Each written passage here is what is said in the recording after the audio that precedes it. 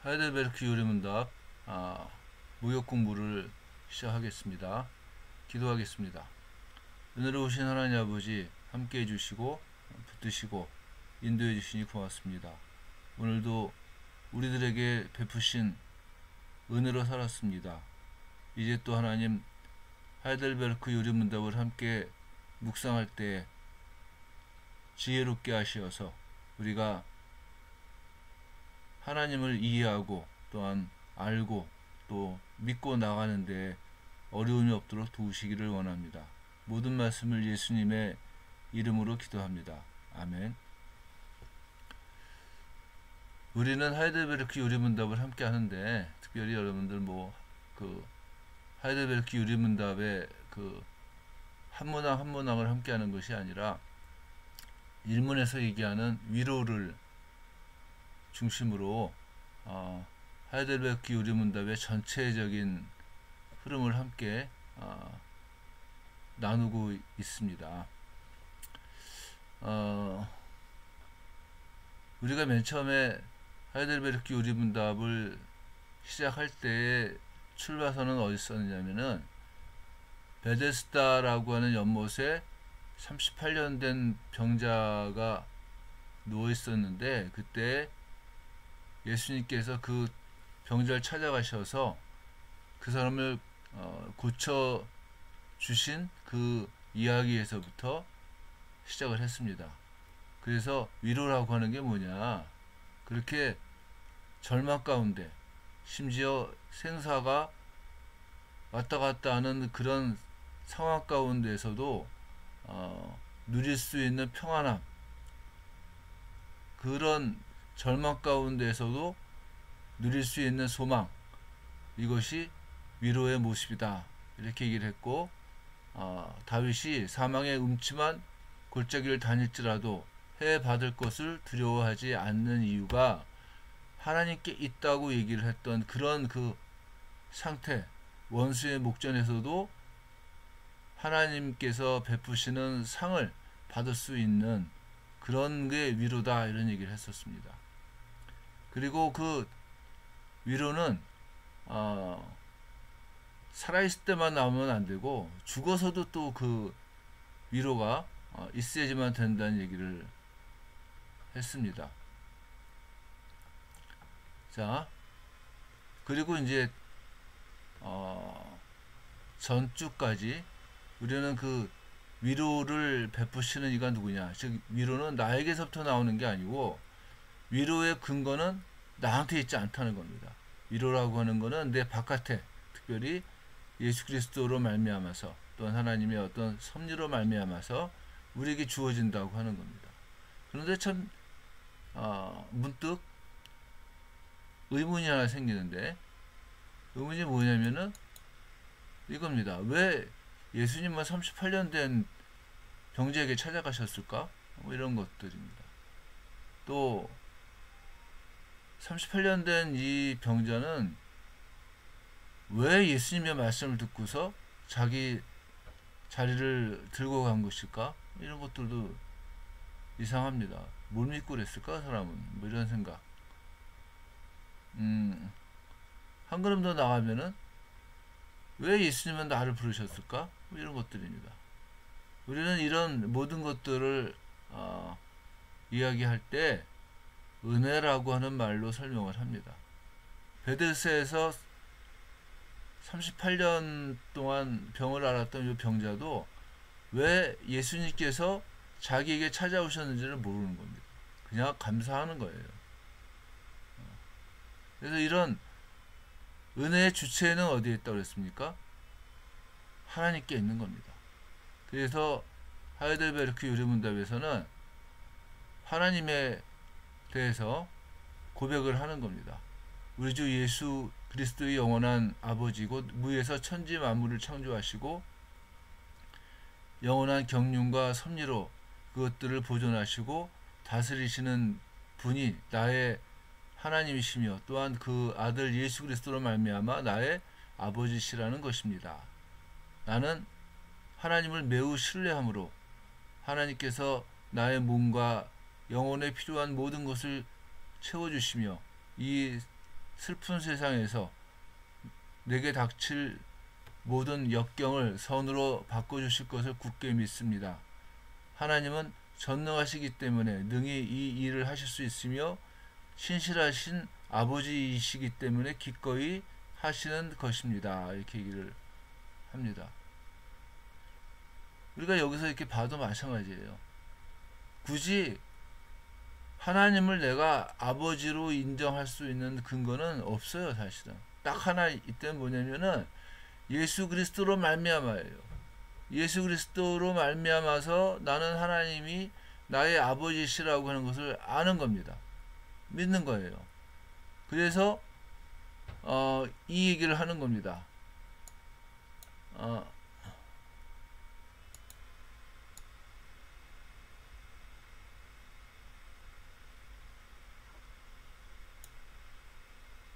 나는 하나님을 매우 신뢰함으로 하나님께서 나의 몸과 영혼에 필요한 모든 것을 채워주시며 이 슬픈 세상에서 내게 닥친 모든 역경을 선으로 바꿔주실 것을 굳게 믿습니다. 위로를 해주신다는 겁니다.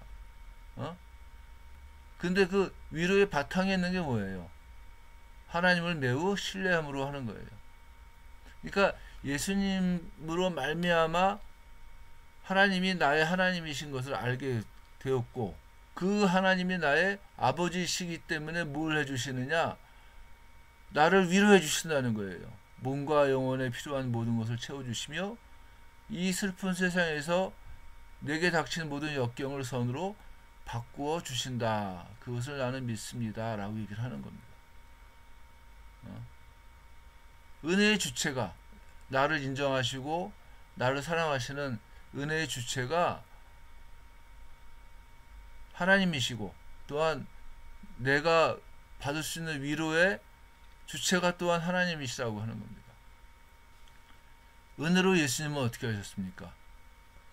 주의 성령이 내게 임하셨으니 이는 가난한 자에게 복음을 전하게 하시려고 내게 기름을 부으시고 나를 보내사 포로된 자에게 자유를 눈먼 자에게 다시 보게 함을 전파하며 눌린 자를 자유롭게 하고 주의 은혜의 해를 전파하게 하려 하심이라 이렇게 선언을 하시는 거예요. 이게 예수님께서 우리들에게 하시는 은혜의 모습인 겁니다. 딴 게 아니에요, 여러분들. 우리가 가난하고 헐벗고 힘들고 어려운데 우리들에게 찾아오셔서 희년을 선포하심으로 말미암아서 그 은혜에 의하여 믿음으로 말미암아 구원을 받게 해주겠다고 하시는 거예요. 그게 위로예요, 위로. 그러니까 은혜로 예수님께서는 우리들의 삶 가운데 찾아오셔서 우리들을 대신해서 십자가에서 죽으시고 부활하심으로써 이 일들이 이루어지게 만드셨다고 하는 겁니다. 그래서 하이델베르크 유리문답에서도 예수님의 은혜를 주께서 보배로운 피로 나의 모든 죄값을 치러주셨고 마귀의 권세로부터 나를 자유케 하셨습니다 라고 고백을 하는 겁니다. 그리고 한 걸음 더 나가서 그가 우리를 죄에서 구원하셨기 때문에 우리는 예수님을 믿고 의지하며 산다고 하는 얘기를 하고 있는 겁니다. 여기까지는 뭐냐면은 아주 객관적인 얘기예요.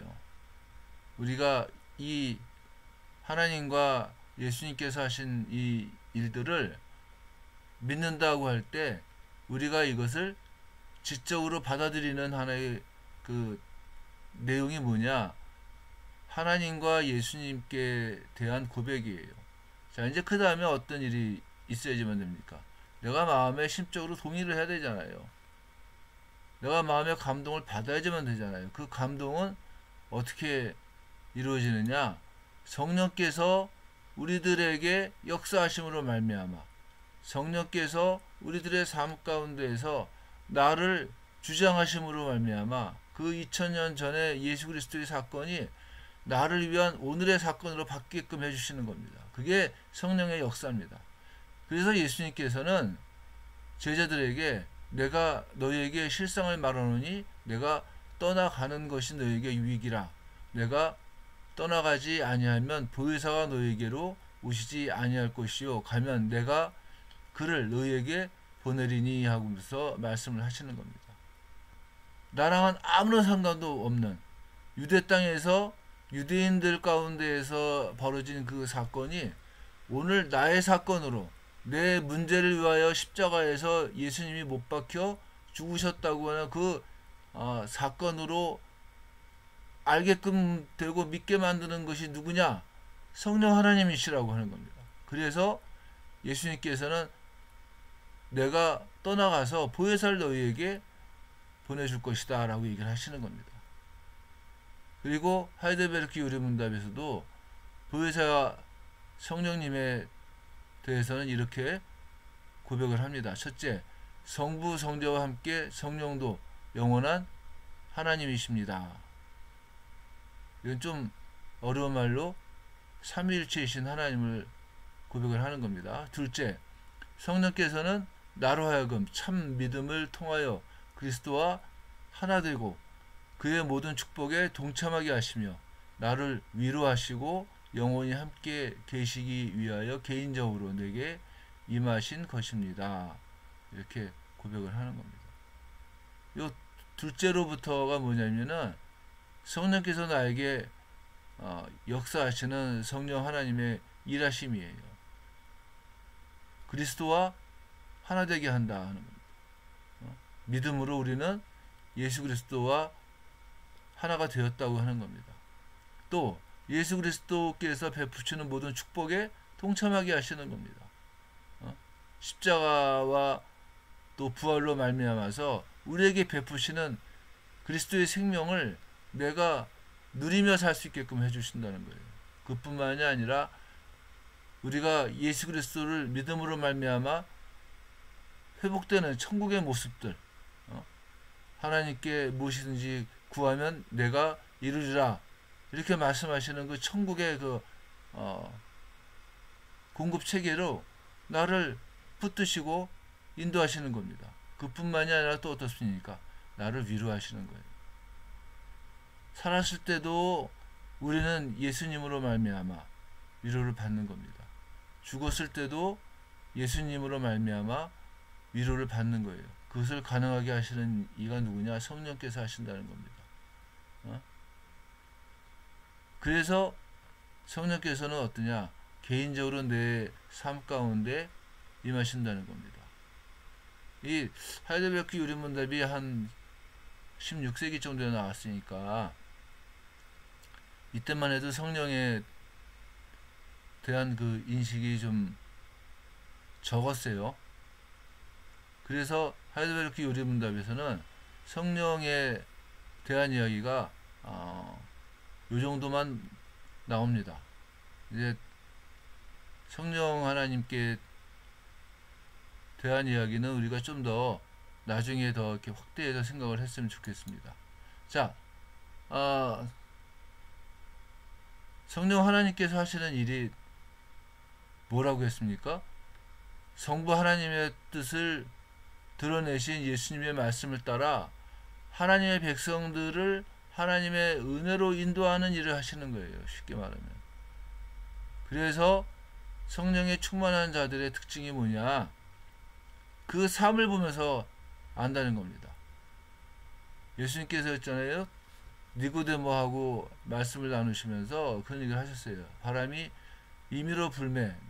내가 그 소리는 들어도 어디서 와서 어디로 가는지 알지 못하나니 성령으로 난 사람도 다 그러하니라 이렇게 얘기하십니다. 그러니까 성령으로 난 사람들이 이렇게 확 보이는 게 아니에요. 사실은요. 그의 삶 가운데에서 천천히 드러나는 겁니다. 바람에 살랑살랑하는 그런 그 나뭇잎의 그 모습들을 바라보면서 바람의 분에 그런 것 같이 예수를 믿는 사람들의 그 모습이 그냥 확 무슨 뭐 세상을 갖다가 이렇게 확 뒤집어 버리고 이러는 것들이 아니라 천천히 어느 한쪽에서부터 천천히 하나님의 뜻을 드러내면서 성령으로 거듭난 사람들의 삶들을 통해서 하나님이 나타나고 또한 그 사람들을 통해서 하나님의 영광이 드러난다고 하는 거예요. 그래서 성령에 충만한지 안 충만한지는 뭘로 아느냐? 그 사람이 먼저 하나님 나라와 의를 구하는지, 그 사람이 하나님과의 온전한 관계에 목말라 하는지, 그 삶을 통해서 우리는 그 사람이 성령을 받았는지 안 받았는지를 알 수 있다는 거예요. 이것도 굉장히 뭐냐면은 애매모호하기 때문에 바울이 확실하게 정리를 해준 게 뭐였습니까? 누구든지 예수를 구주로 고백하는 자는 성령이 그 안에 있다. 이렇게 말씀을 하는 겁니다. 성령께서 나의 삶 가운데 찾아오셔서 나의 주인이 되어 주신 거는 예수 그리스도를 나의 구주로 고백할 때 나오는 거예요. 그 다음부터는 여러분들 뭡니까? 나랑 하나님과의 관계 가운데에서 어떤 때는 성령 하나님께서 원하시는 일을 내가 거부할 수도 있고, 또 어떤 때는 내가 기도하는 것을 하나님께서 보실 때 안 될 것 같으니까 거절하실 때도 있고, 뭐 이런 갈등 가운데 살아가는 거예요.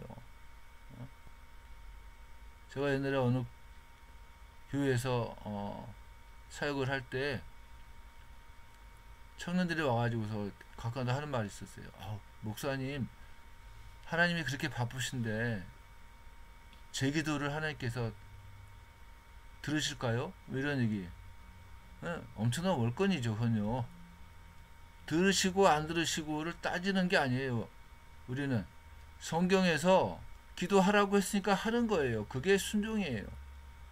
기도한 것은 받은 줄로 알라고 했으니까 받은 줄로 알고 감사하는 거예요. 그게 순종이에요. 응답을 할 것이냐 말 것인가를 판단하는 것은 하나님의 몫이야.